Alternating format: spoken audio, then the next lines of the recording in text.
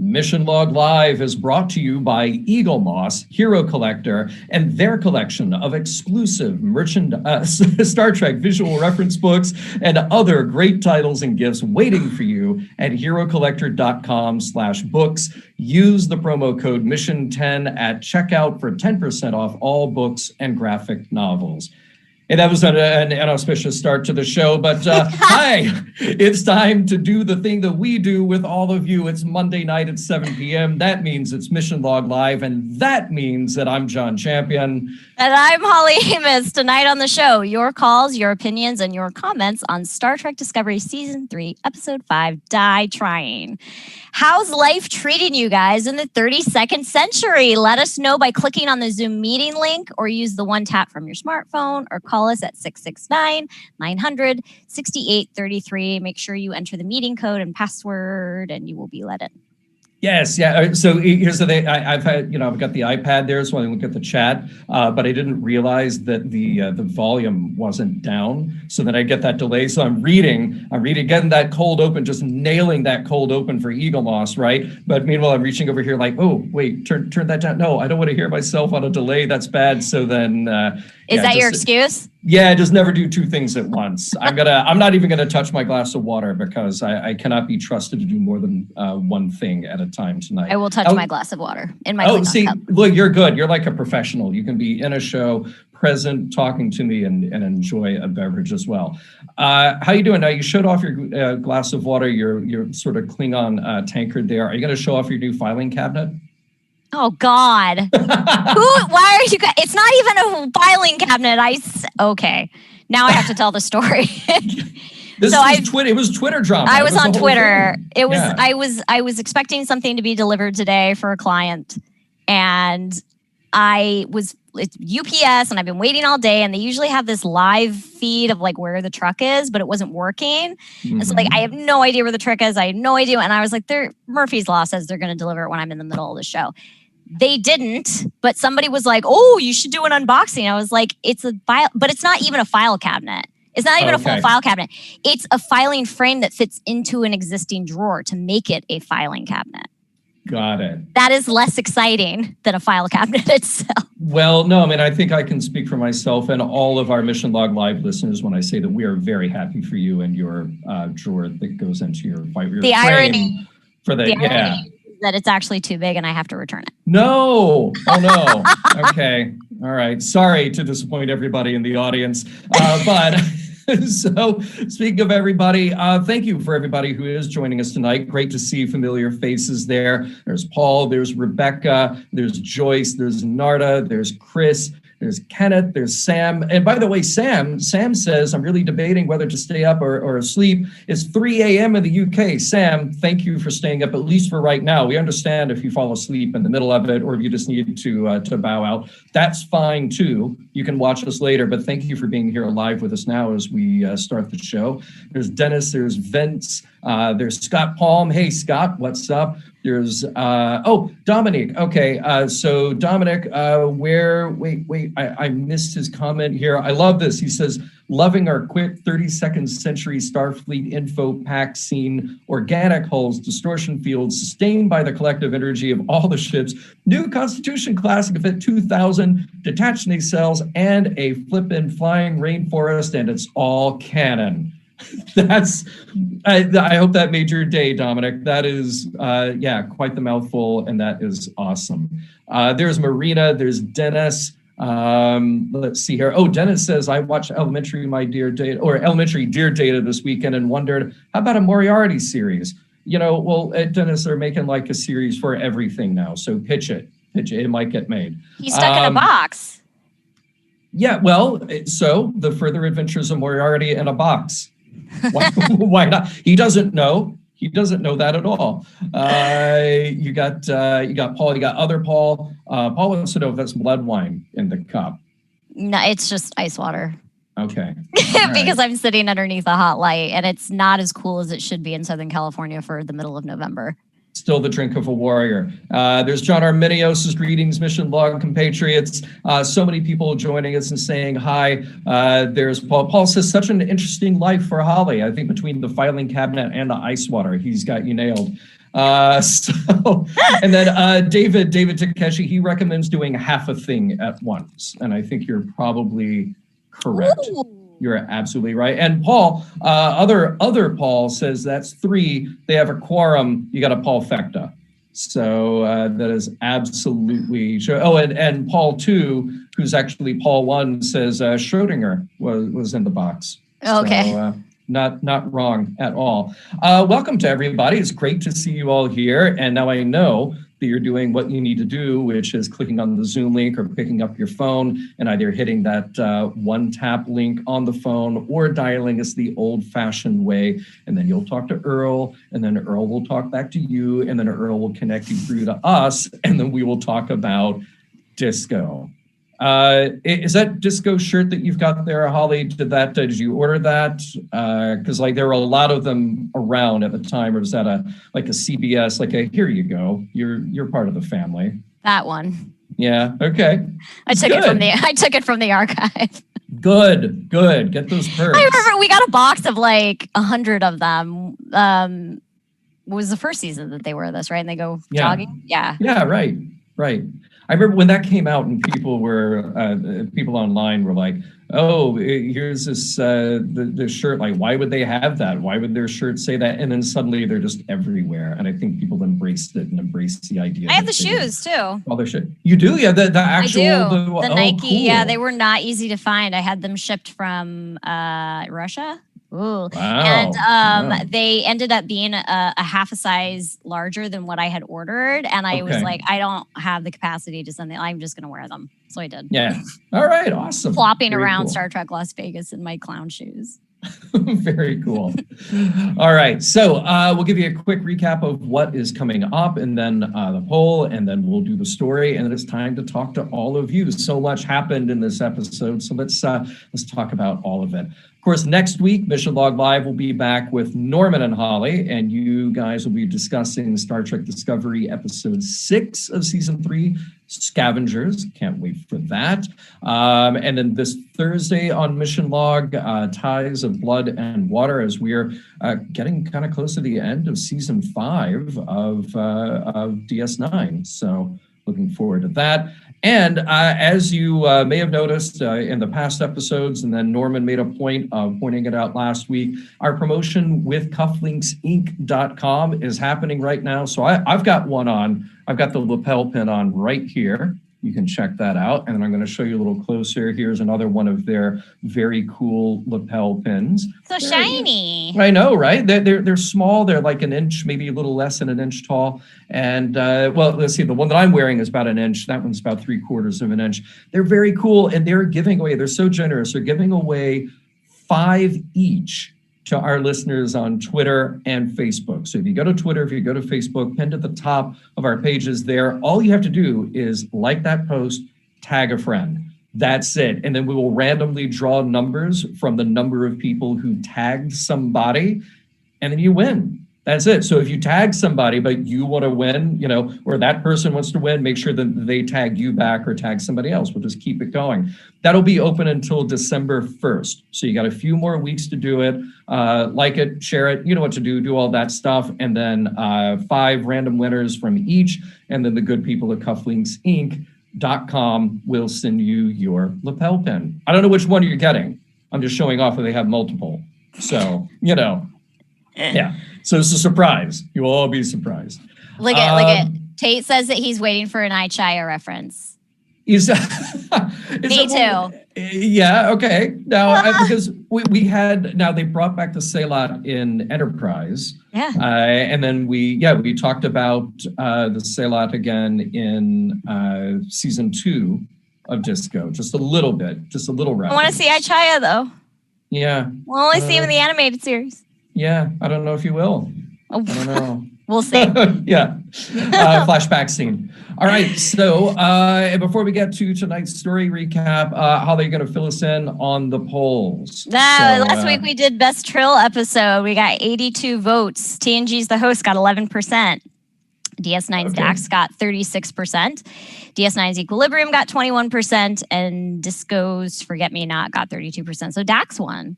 Yeah, but very, very close to. Yeah, I mean, close. Forget Me Not. Yeah. Discovery. Yeah, I thought that was a very cool episode, and I just like seeing more of Trill. By the way, the Trill homeworld, home of the Trill, from the city of Trill, doing Trill things all Trill day. They need more names. They need more names. Does Trill, I think this was implied on this episode that we're discussing today, that Trill doesn't have snow. And why not? I mean, I don't know, but Adira said that he would never have forgiven himself if he Senatol. Right. Like he would never forgive himself if he hadn't seen snow on Earth for the last time. And I was like, does that mean they don't have snow on Trill? I guess so. Well, see, the way I interpreted it, I thought he meant that Senna was leaving Earth for the final time, and like that would be the last place, because it takes however many years when you don't have warp capability to get out to Federation headquarters again. So it's like he's not going anywhere other than Starfleet headquarters, and that rainforest, they don't have a floating ski resort yet. So yeah. All right, so this week we're asking what the favorite invention of the 32nd century is. Are these truly inventions? Yes, they are. Yes. We have 48 votes so far. The Voyager J has 29.2%. It's not really a new invention, it's just a new ship. The USS Nog also has 29.2%. Nog. That gave me some feels. Yeah. The Flying Rainforest only has 14.6%. And David Cronenberg has 27.1%. Yeah.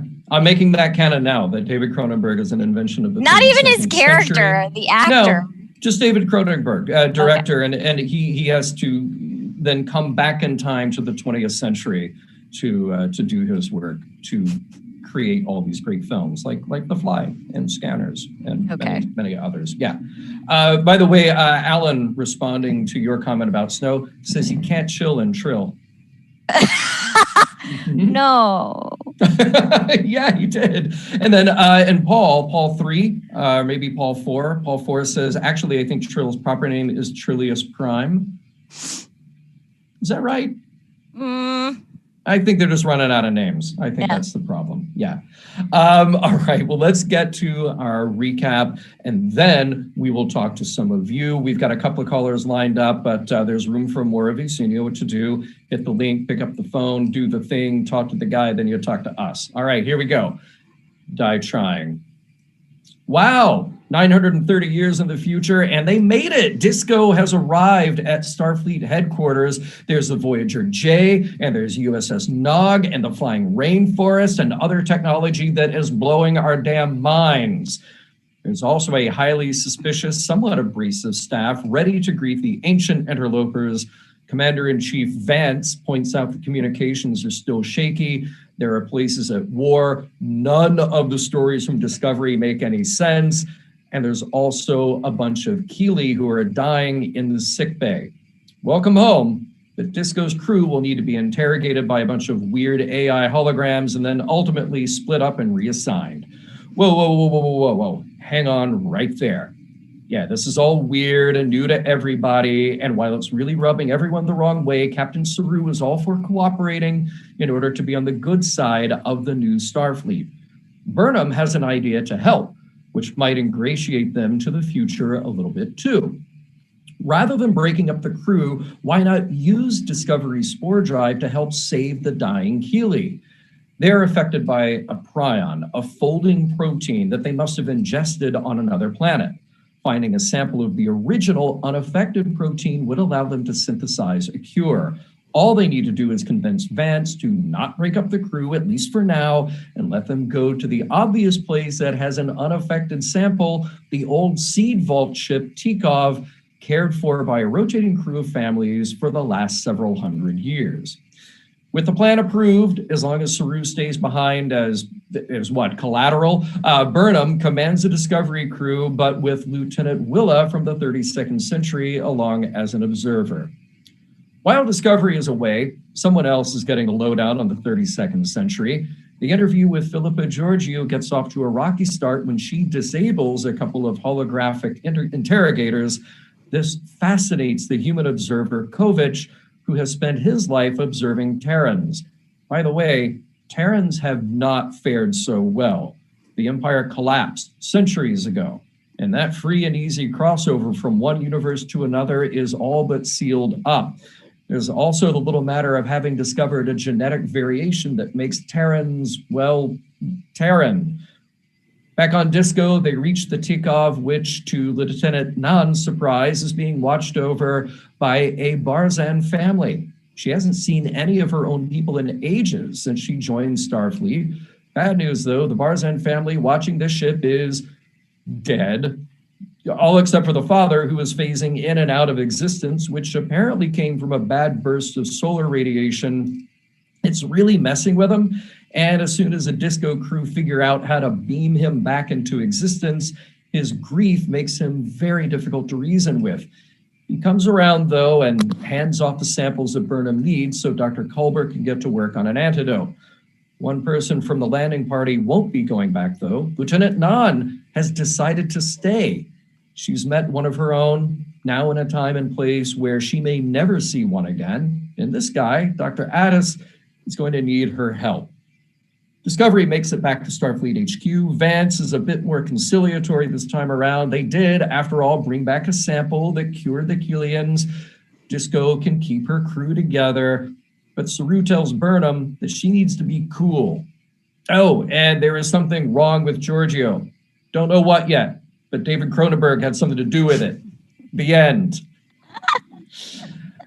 I'm going to use Kovich and David Cronenberg interchangeably. I didn't read your recap before because I enjoy it so much. It's best to not do that. Yeah. So so we were talking before the show, and let's see, we have Ken standing by, we have Alan standing by. Again, any of you who want to join us, do the thing, click the link, pick up the phone, you know what to do.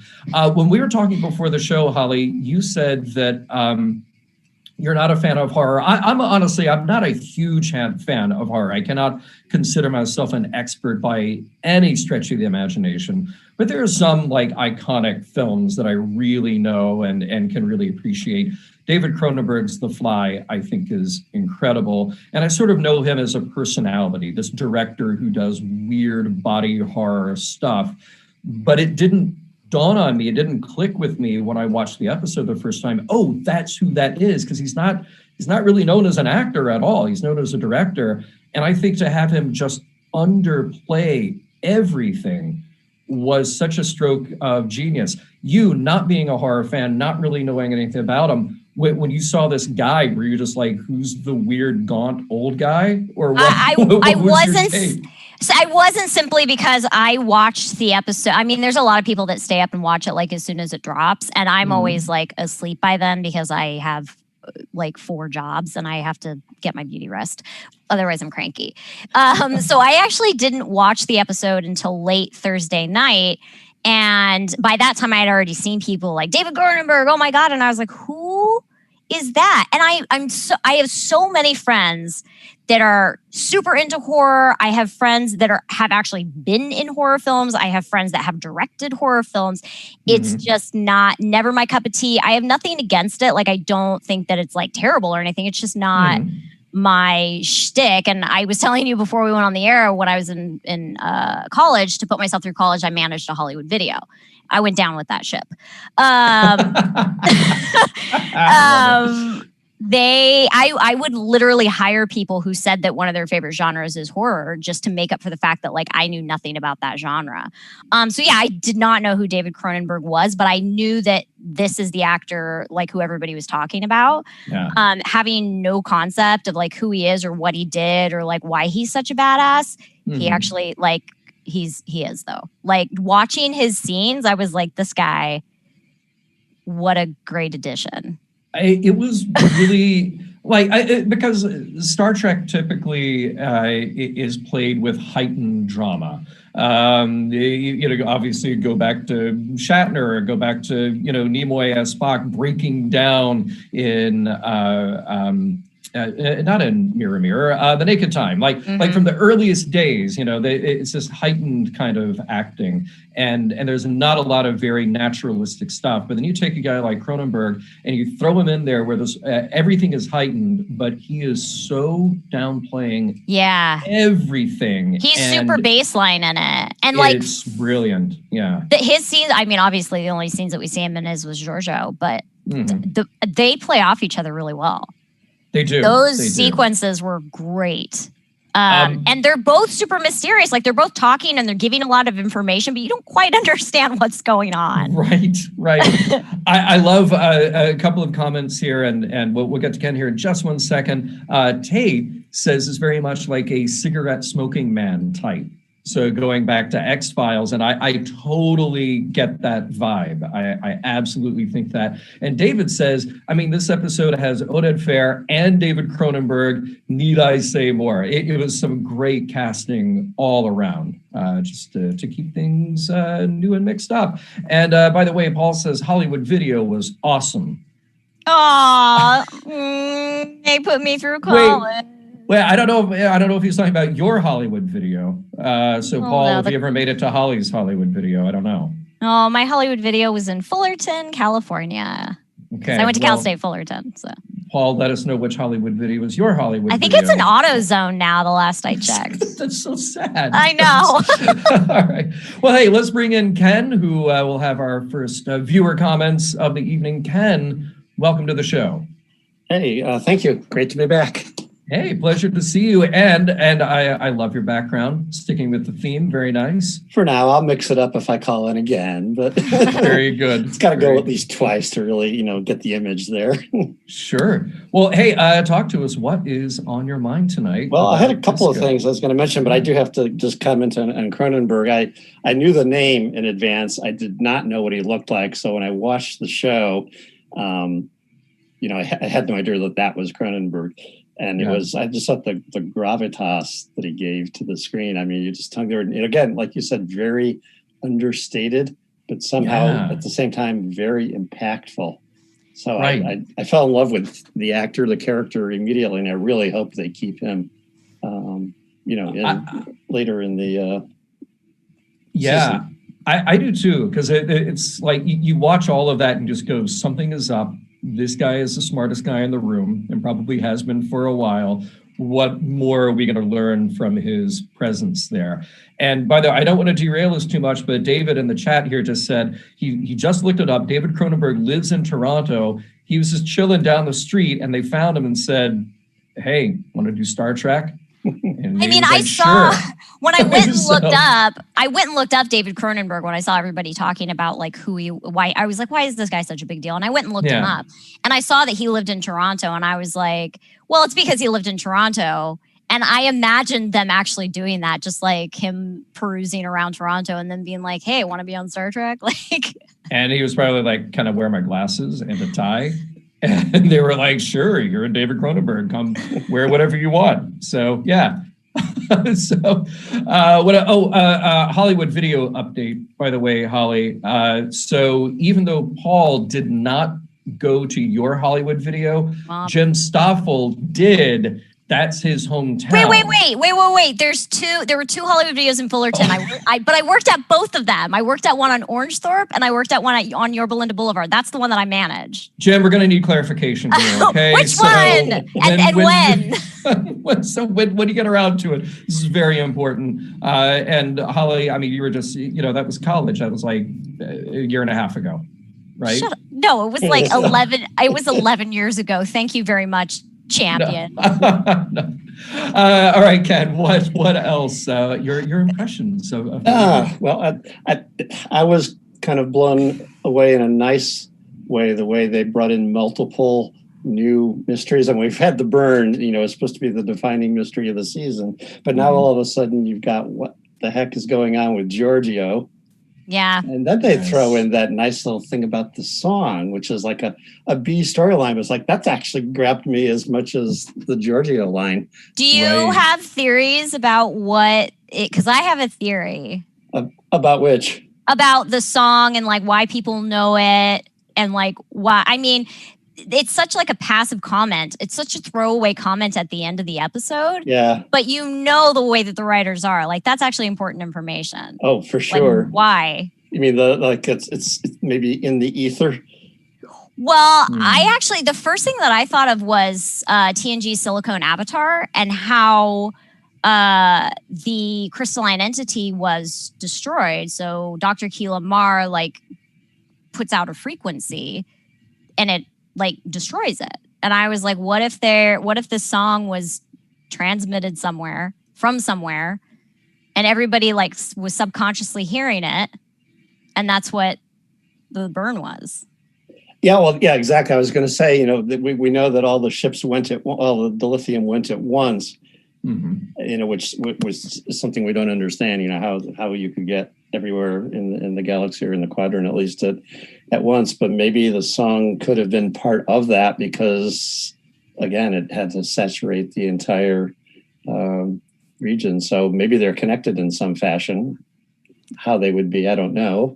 Maybe whoever caused the burn wanted the song to be in its distributed at the same time.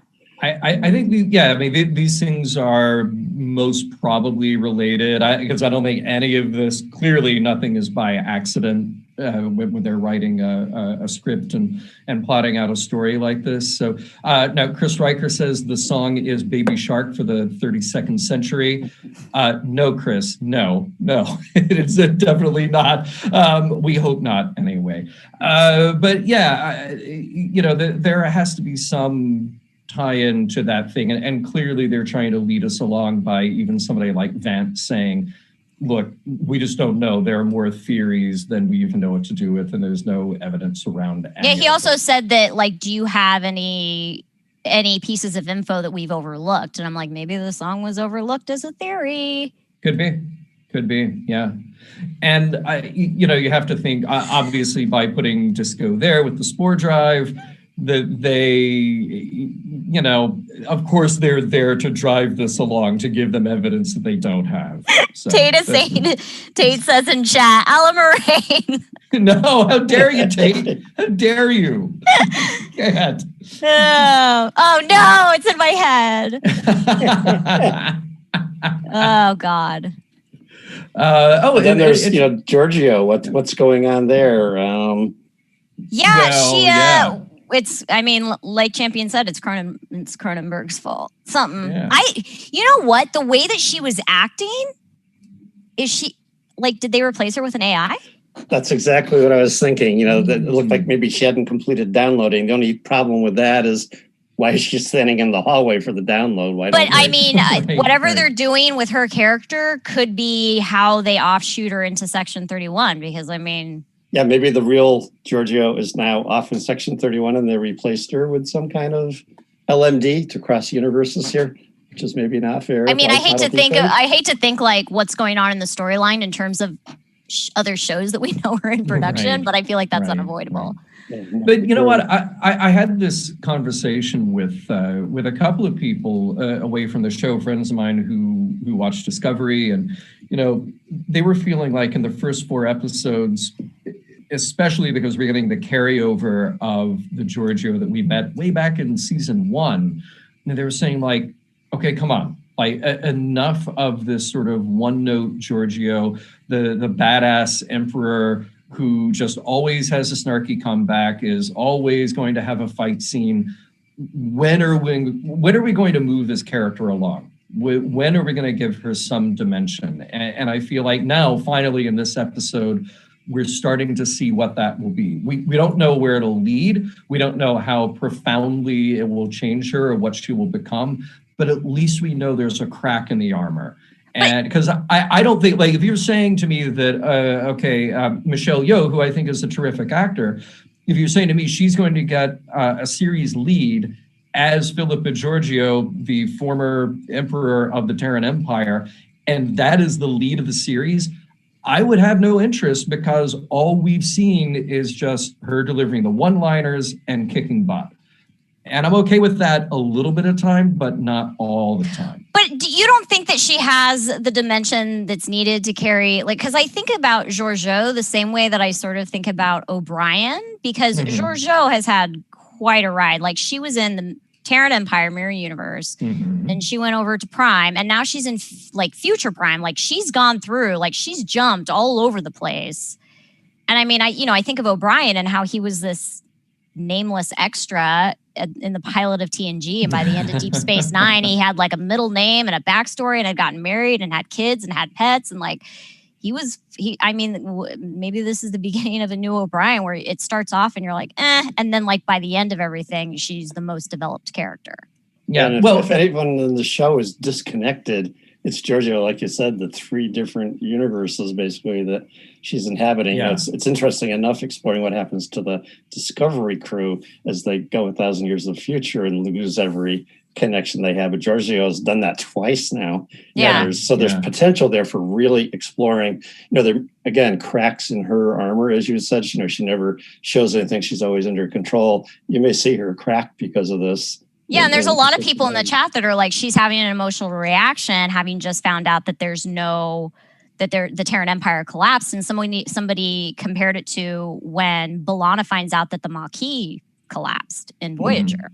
Yep. And just that emotional reaction. So I don't know, maybe she is having an emotional reaction, but my first thought was like, oh, she's an AI. That's what it looks like to me. Well, and remember they did, David Cronenberg revealed that in his studies of the Terrans, they found this chimera, this gene or this aspect to their stem cells that makes Terrans Terrans. So is there a little bit of genetic manipulation or something that... Eugenics. Maybe he's like some weird future evil scientist who does this thing that maybe he's changed her in that respect. But we already knew that like the Terrans were different because we're given that information when you find out about the eyes. That's the big reveal of Lorca, is that like, oh, he's from your universe because of the eyes situation. Right. Stem cells and eyes. That's what we got. That's what we got with the Terrans. But they, I do hope that this at least foretells a little bit of growth and development, because so far the only way that we've been able to build any sort of sympathy into Giorgio is just the fact that she's protective of Burnham, and that's a weird misplaced thing, which is interesting. And they obviously alluded to that in this with David Cronenberg saying, oh yeah, you care for somebody. You care for somebody on the Discovery. So but I think that even that is weird simply because this Burnham is not her Burnham. No, right, which makes it so even when you weirder. Say it's displaced, like absolutely, like every time that she has a reaction that is very obviously like related to Burnham, I'm like, but that's not the Burnham she knew. Yeah. I don't understand that. Okay. All right. Yeah. So I want to see Giorgio change. I want to see her more fleshed out because I feel like we got a lot of those few aspects that we were introduced to what feels like a long time ago. So time, this has been a big season of change. Look at how different Burnham is now, and I think all for the better. Look at how much growth we've gotten out of Saru. Look at how much growth we've gotten even out of some of the smaller characters like Culber. Like they've really pushed everybody along quite a bit. Now it's time to do the same thing with her. What else? We'll have to take a break here in just a second. Anything else on your mind tonight, Ken? I think just to express some appreciation for the folks doing the special effects at home. I thought one of the most beautiful scenes that we've seen in Discovery was Starfleet Federation headquarters with the flowing lights and the moments, especially where the crew is gathered up against the windows and looking out. And it just, the biggest Christmas display you've ever seen. I thought that was lovely. Wasn't that cool? I kind of want, like on the Blu-ray, I want the extended director's cut of that. This is the 9-minute fly through. Oh, is it going to be like the motion picture? Yes, that's what I want. Like they did it in Lower Decks, they can do it for disco, okay? Yeah. It'll be fun. Ken, thank you so much for calling in tonight. You're most welcome, and thanks for having me again. All right, Thanks. Take care. Take care. Bye, guys. Bye. Bye. Hey, I want to talk about books for a second, and then we're going to get to Alan and John, who are standing by patiently. So want to talk about our friends over at Eagle Moss? Yeah. All right. Indulge me then. So, well, Mission Log listeners, that would be all of you. You are undoubtedly familiar with all the collections of model starships. Look at those behind me over there. So many of them. They come from all corners of the Star Trek universe by Eagle Moss Hero Collector. You may not be as familiar, though, with the wide range and ever-expanding variety of officially authorized special edition books published by Eagle Moss and available online at the Eagle Moss shop. Fans who pay a visit to the exclusive Star Trek bookshop at herocollector.com/books will discover a range of definitive visual guides that go as deep into Star Trek history and canon as any books ever published, each extensively researched and developed by Eagle Moss Hero Collector under the supervision of Star Trek expert Ben Robinson.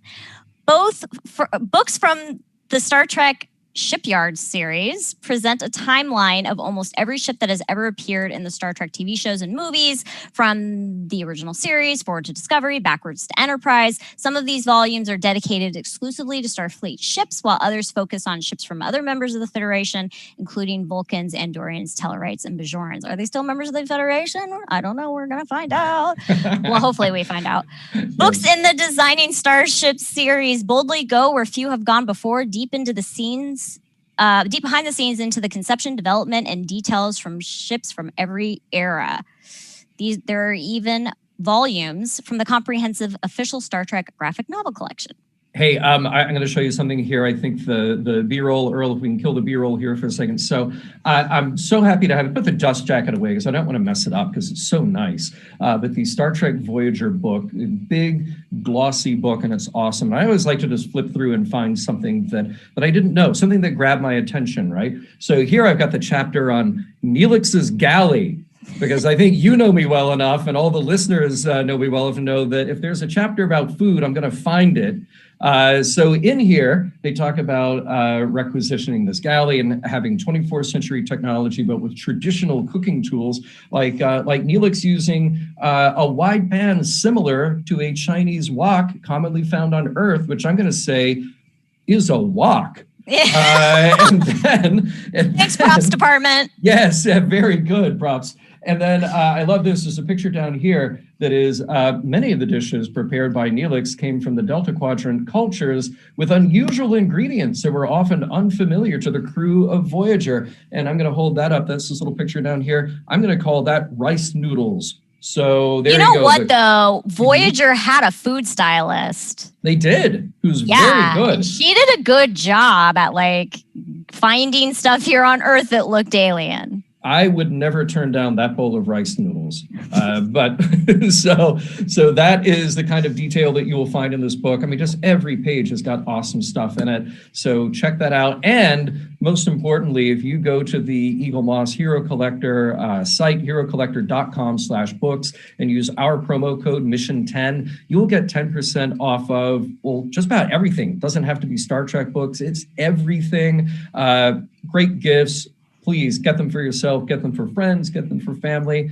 Enjoy. And thank you, as always, to Eagle Moss for sponsoring us and keeping this show alive. And Dominic says, yeah, a wok is a wok is a wok. You're right. And I love a wok. And then Tate says, waka waka. So you guys, you just have fun there in the chat. Enjoy.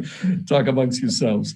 All right. So let us go to our next caller. Welcoming back to the show, it's Alan, creator of the Weekly Record Game. How's it going, Alan? All the way from Lower Decks. Well, it's better than being from Iowa, which is where I actually am. So, never been to Iowa, so I can't comment on that. Jim Kirk is from Iowa. Come on. I've been there. I've been to Riverside. You've been to Riverside? It's a lovely place. Not to bring up the old Vulcan Alberta, Canada joke, but has anybody else been to Riverside? Anybody? I grew up in Riverside County, California, but that doesn't. There you go. It's lovely. They do have a nice monument, and the tractor pull that they put on during Trek Fest is lovely. They have a tractor pull? I'm pretty sure, yeah. Whoa. Most years, yeah.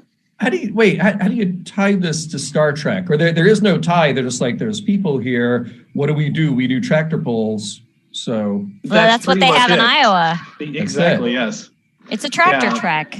Yeah, tractor pull. There is a parade usually. The one year that I went, they went all out and they got George and Nichelle and Walter. And I think that's the last time they splurged for guests. So, man. There might have been. I take that back. I think there was a Bob O'Reilly, J.G. Hertzler year as well. But cool. I did not get to go to that one. So, have either of you been to a tractor pull, specifically to a tractor pull? Not intentionally, no. I think it's like a Star Trek tractor. The mind boggles. I want to know how these things come together, how these worlds collide. I've been to a tractor pull. I was very young because I grew up in the South, and that's the thing that we have. And one of my good friends at the time was an exchange student from Scotland. Well, not an exchange. His family relocated, and he and his father wanted to go to a tractor pull because they heard about this. I'm like, what is this thing, this weird American cultural event that you have called a tractor pull? So we all go, and everybody's just screaming and going nuts. And then they would just like, a thing would happen, and then they would just applaud, and then quietly watch the next thing, and then they would just quietly applaud again, So that was my tractor pull experience. So sorry about that little diversion. Hey. Alan, what is on your mind tonight about? I think that's mostly my fault. So don't worry about it. But no, I enjoyed this episode quite a bit. Just like it's been a good season so far, I'd say. I think sort of piggybacking a little bit off of where you left off with Ken, I liked I think my favorite part was kind of the intro to them arriving at Federation HQ.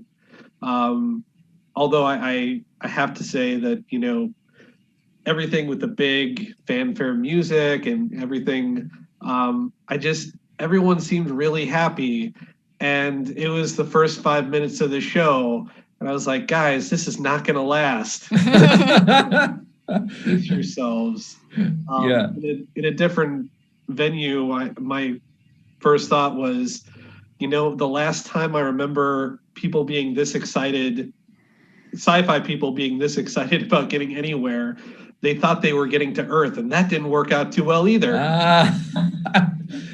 I think though, I will say this about this episode. When they got there, and I felt the same thing that you did. I was like, okay, here's 5 minutes of this awe and wonder of the future. And we know that what has to happen is that they get there, they're 1,000 years out of place. Things are weird and wrong in ways they couldn't even conceive of, right? And they're going to be sort of,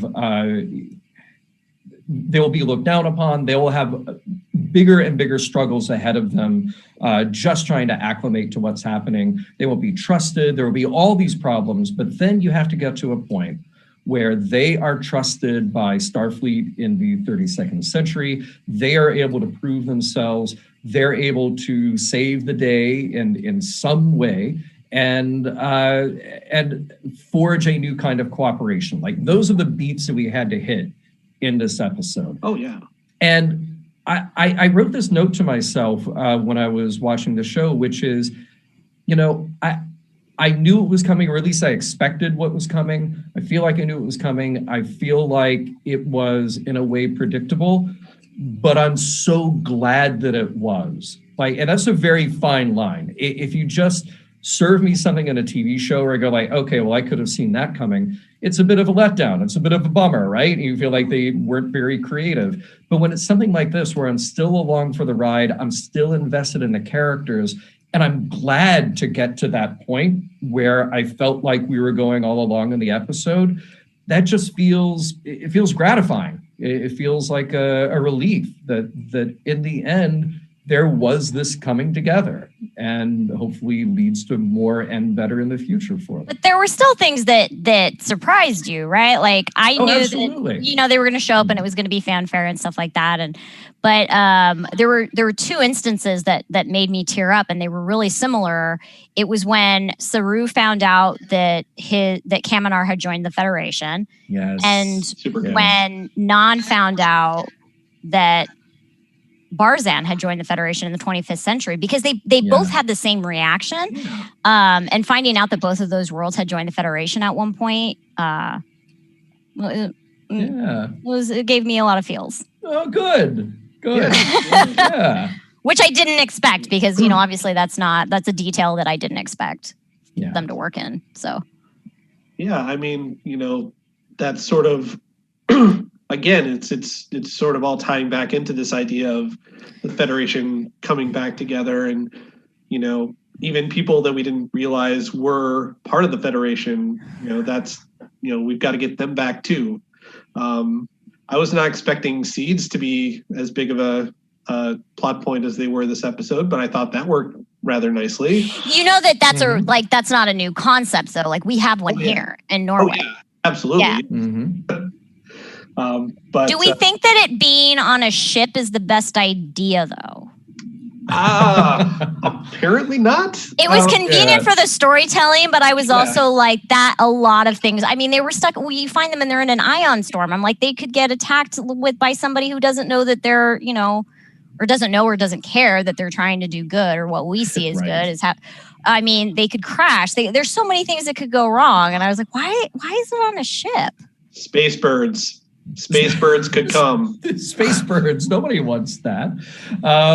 Yeah, it seems like you could have actually played out that story anywhere. They could have been on like a planet, some tucked away planet that no one ever comes across. That is, would be harder to blow up. I mean, we've seen planets explode before, but it would be harder to blow up than the teeny little ship that they had. Right, and it was teeny, and I kept wondering why didn't they just put it in the hangar bay the way they did. Tate's asking, were they hiding in the storm? Were they hiding in the storm, or were they like stuck there? I got the impression they were stuck there, that they weren't hiding there. I don't think they made that clear. Yeah, I don't think they did. Why? I mean, I would not want to be in an ion storm. No, nobody does. No. Dave Taylor. I mean, but they do use nebula. I mean, they hide in nebulas. We've seen that before. They do. That's true. Dave makes a point in the chat. He says, I was worried that Starfleet had gone bad. And I think that definitely taps into something that I had a problem with in the first two seasons of Discovery that I'm not having a problem with now, which is, the mustache twirling bad guy. And in the first season, it was mirror universe, cram that down your throat. In the second season, it was less of a bad guy, but we still had problems to deal with that just seemed like they were sort of beyond reconciliation. Now I feel like with the way that Starfleet is, the way they're acting, like we look at them and go, okay, that's us after this terrible problem. We can understand why we would be fearful, why we would be a bit more isolationist. We can understand how these things could shake down. Now we have to figure out how to rebuild those bridges. It makes it a much more interesting and nuanced plot to me, instead of just like, well, we need to kill the bad guy. I get from the perspective of like how you say, mustache twirling bad guy. It's baddie just to be a baddie. I think of a lot of Disney villains in that way. Like you don't actually know their motivation. And I started thinking about how, I think this is in my notes somewhere, my crazy just our stream of consciousness. Stream of consciousness. Yes. We know now that the Terran Empire fell. Don't exactly know when, but we still don't know what started the Terran Empire. Right. We don't know when it started. We, like in canon, I mean, the earliest that we see is, there's actually reference to it in this, April 5th, when we see that in Enterprise, where instead of, making peaceful first contact, Zephyr shoots them. But in the intro to the Enterprise Mirror episodes, we see that there's all of these things that are like way back when, but we don't know what what I feel like might be the event that kind of branches them off in the same way like the Kelvin universe does. Like there's an actual event that branches them off. So like we don't know when the Terran Empire started. We don't know their motivation. We don't know why they're so evil. I would like that to be explored because until it is, like you said, they're just kind of mustache twirling bad guys. Yeah. That's it. Which was a trope back in the day when the mirror universe became a thing when in TOS, but sure. But see, I sound like a broken record. I was always fine with that, just like leaving it as a one-off in TOS. Like, here's the metaphor to tell this story, to tell this type of thing. You know, but now I want to know their motivation. Right, exactly. Yeah, if you're going to go there, now you need to actually give it reason. Yeah. Alan, any other thoughts tonight? Well, yeah, I just wanted to, again, kind of going back to the mission to save the seeds. I thought that was a good sort of exercise in allowing Discovery and the crew to prove themselves to the new Starfleet. I've seen a little bit of pushback in other places about, well, what are people from 1,000 years ago going to be able to, offer to Starfleet? And it's like, well, it's not exactly, the same as someone from the quote unquote dark ages just showing up and expecting them to, run a forklift or something. Right. Yeah. They have the same basic technology and the same basic ideas, and they're not going to, mistake anything for magic. And, there are things that, we as humans knew thousands of years ago that we still can't figure out how they did. If an ancient Egyptian could teach us a thing or two about building pyramids, and no aliens. Exactly. Yeah. And if they could teach us a thing or two about building pyramids, that is not an acceptable answer. In the backyard. Yeah. Yeah, exactly. So, I mean, it's good that Discovery had this opportunity to be like, no, we do have a point, we do have a purpose, and we're going to be, valuable for you going forward. So, keep us together, please. Yeah. No, I think thematically that nails it. It absolutely does. And I will say, jumping back topics a little bit, Holly, it's great to be getting to know you here, because I think in our past lives, we might have been enemies, because I was a Suncoast employee. Oh, I loved Suncoast. Well, there you go. I used to go, there was a Suncoast in our mall in Brea, which is right next to Fullerton. And I used to go there all the time to find hard to find stuff. I loved Suncoast. Absolutely. Yeah. Although, I think my experience probably outdates yours by about a decade, and that company was out of business by the time you were running your Hollywood. But no, it wasn't. The Sam Goody Empire did not crumble like the no. Suncoast was still. I actually, funny story though, I used to tell people used to come into my Hollywood video all the time, ask me for like a hard to find thing, and I would be like, we don't have it. You should try Suncoast. Absolutely. I used to refer people to the Suncoast in Brea all the time. Yes. We're off topic. That's awesome. I've dragged this off topic again, so I should probably go. I love it. That's so cool. People are very excited. People are like, Tate, I was a Suncoast employee before it closed. That's awesome. Cool. Alan, thank you so much. We'll talk to you again soon, I hope. Will do. All right. Cheers. He truly would have been an enemy if he had said he worked at Blockbuster. Oh, then it's like street fight time, right? They were the enemies. Okay. Take care, Alan. And then rounding out the show tonight, happy to welcome back John Arminio. Welcome. Which video chain did you work for? None of the above. Yeah, unfortunately, no. I was not privileged enough to rent VHSs out to. I'm sorry, you'll have to leave the episode. No. Stay. Yeah. So, what is on your mind tonight? Well, as a huge horror fan, I was tickled by the presence of David Cronenberg. It's not something that I ever expected.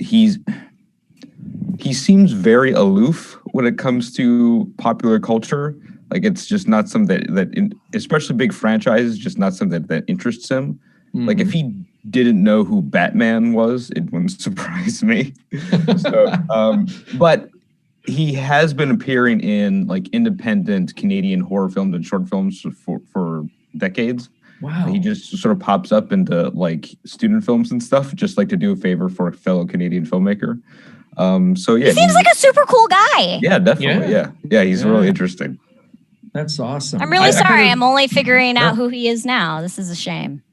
I kind of think of him as like the David Lynch of horror. It's like a guy who just does his own thing, just has his own vibe. And like, I don't know if he's still doing it, but, you know, for ages, David Lynch would do his daily weather update. Yeah. And, you know, just sitting at home and there's nothing to it. It's not like it's not like a bit. He's just like, well, today, you know, it's going to be 80 degrees in LA and no chance of rain. And that's it. That's the whole thing. And it's just like what he does. And I just feel like David Cronenberg is the same kind of thing. It's like there's not a lot of pretense or irony there. He's just doing what he does. So, yeah. Wait. Somebody... Mm-hmm. Oh, no, never mind. I thought somebody was saying that they recognized me from Hollywood Video. Oh my God. Oh, yeah. We're back to the video wars here. Sorry. Let's see. No, that's fine. Yeah. Tate said in the comments, and I said no, that he thought that an event in Enterprise's Stormfront is what launched the Terran Empire, and no. No, we literally do not know. You predate. We don't know what launched the mirror universe, at all. People, I have theories. People have theories, but we don't know. It's not canon. Yeah. All right. Well, maybe we'll find out more. Well, actually, sorry. I told you I'm going to do a whole email file called Actually. That's going to, I mean, anyway. Semantics. We talked about semantics from an episode from last week's episode, how I never mind. Keep going. John, take us off this dark path. What else is on your mind tonight about the show? This is something I've been wondering for the last few episodes, is that is there going to come a reckoning for Georgiou and her presence on Discovery? Because she was the dictator of an evil empire. She committed some war crimes. She made meals of Kelpians. But she's just, here making quips, having tete-a-tetes with David Cronenberg. So I'm just wondering, is the show cognizant of the fact that, she's murdered millions of people and we just sort of tolerate her because she can fist fight pretty good? Yeah, so that really, I'm so sorry. I just bumped the table in a major way. That really is sort of the, I think the important thing about how we decide what we're going to do with Georgiou, which is, okay, is she going to be redeemed? Are we actually going to have a character who will go through a big enough an understanding of who she is or who she was and what she could potentially be if she finds some kind of redemption? Are the others around her going to take her to task for that? I can't believe that Saru can even be in the same room with her at any given time. That's fair. And then what does this say about, or do they even care? Like, are they trying to make a statement here about the nature of evil? I think if we were just dealing with a purely human character and we could say, okay, here's a human who has done something terrible, who can be redeemed through, one reason, one contrivance or another. But now we're saying it's sort of like midichlorians. Like now here's somebody who, by their nature, by something that is baked into their DNA, makes them awful, makes them, she says, nastier than the average Terran. Is that something that they were to say like, oh, well, all we have to do is turn that switch off and then she's okay?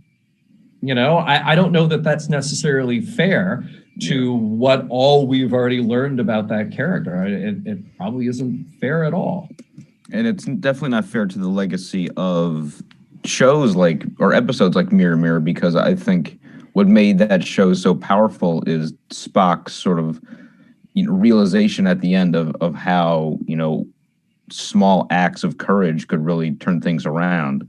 And so if we say, oh, all we need to do is swip this genetic switch, right, then Spock's sacrifice and realization in that episode becomes less powerful. That's sort of going back to what we were talking about before, what's the motivation? My assumption of the mirror universe has been, again, there was always an event, there was some sort of offshoot, there was some reason.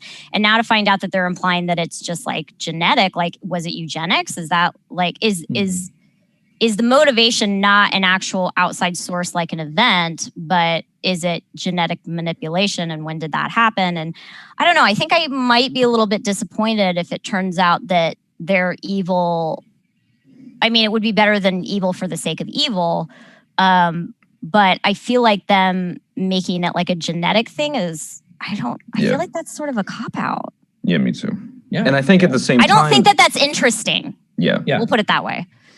And at the same time, I'm also worried that I like that Discovery is moving away from the mirror universe and any attachment it has to the original series, because I think for this show to move forward, it has to tell its own story. I agree with you. I'm so glad. And that's one of my notes, all caps, is yes, we're in the future. We're in the future. I've always, and I think that a lot of fans, I even saw somebody comment today that when Enterprise premiered, they were, disappointed to find out that it was, that it was a prequel and, Discovery ended up being a prequel, and everybody has wanted to see what is after. Now we actually have two shows that is after the timeline that we had run up to.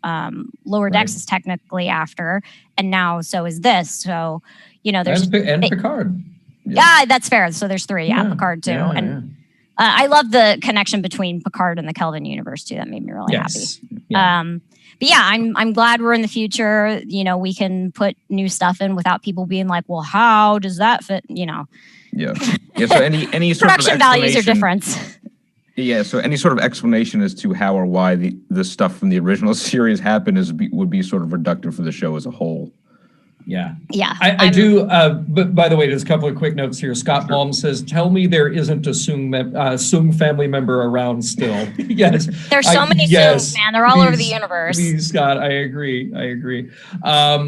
But yeah, I feel like there is a way to do Star Trek set in time periods that we've already been, but without beating you over the head that it's Star Trek. And I don't want to talk about that other franchise too much. I'll do another show about it, but I feel like Mandalorian is a show that kind of gets that right, where they're not just reminding you all the time, hey, remember that thing that happened with the Death Star with that guy Darth Vader, and remember that? No, you don't have to do that. It's just characters who exist in that world. I think Discovery could have been that show if they decided early on enough, hey, we exist in this universe. We don't also then have to have Sarek and Spock and go back to Talos and have just leave it alone, guys. Have the confidence to do your own thing. That being said, I was, pretty excited for them to expand on both Pike and Number One. Yeah. Well, see, I love the character of Number One, and I've been, sad since, that premiered, long before I was born. But so I was like, I wish that they hadn't rejected that, because I think that Number One could have been a super interesting character, and we only see her in one episode. Yeah. Well, two, if you count the menagerie. But getting more Pike is a great thing. But see, Pike, that's another great opportunity, because up until Discovery, we literally had 1 hour of Pike. Yes, we did have him in the movies a bit, but then they killed him. That's sorry, spoiler. Yeah. But we literally had an hour of Pike. And there's all this just vast room to grow that character and not feel constantly trapped by having to, rehash everything. I feel like I'm contradicting myself, because I'm like, I love that they're in the future, but also I love that they expanded on these two characters that we didn't get to see because the network executives were rude back in the day. But that's why Star Trek's great. It makes us able to think two opposing thoughts at once. It challenges us. I love that line. That line that Vance said. What was his? Oh man, where I wrote it down. Two truths now exist in one space. That never goes well. That was an awesome line. John, we've run over, and I know that we could just keep going and going and going, but we shouldn't. So thank you so much for calling in, and please do it again. I hope to see you here again soon. Cheers. Have a great night. And Holly, any parting shots here? Any last important note that you didn't get to? No, I'm good. You're good? I'm good. Okay. All right. Then with that, Mission Log Live is produced by Roddenberry Entertainment, executive producer Rod Roddenberry. Technical production on Mission Log Live is by the inveterate Earl Green. Be sure to visit podcast.roddenberry.com for the latest from the Roddenberry Podcast Network. If you'd like to support Mission Log directly, give us a look at patreon.com/Mission Log. Hey, accessories tonight by cufflinksinc.com. Thanks to everyone who joined us live or later. Stay safe, please. Stay healthy. We look forward to talking with you next week.